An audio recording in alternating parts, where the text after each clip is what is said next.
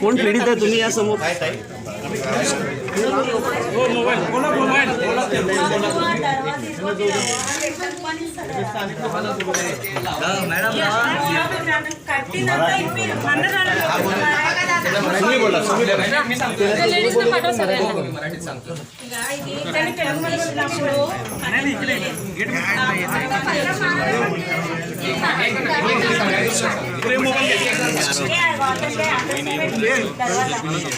थोडस मॅडम जाऊ द्या. मॅडम जाऊ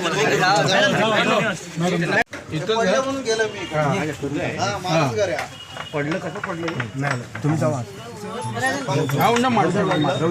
पावसाळ्याचा सीझन होता. पावसाळ्यात खालीच कोसळला पुढे बांधायचं नाही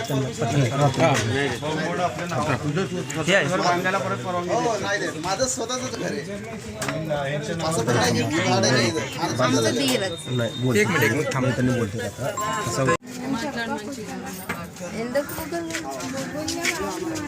लाईट आहे पूर्ण पडायला पूर्ण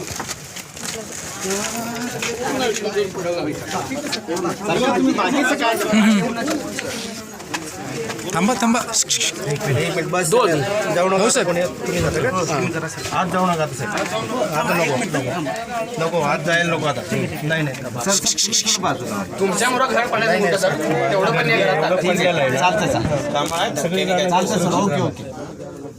बाहेर यायला मुश्किल आहे लोक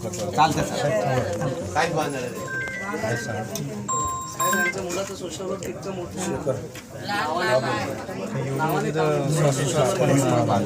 थोडं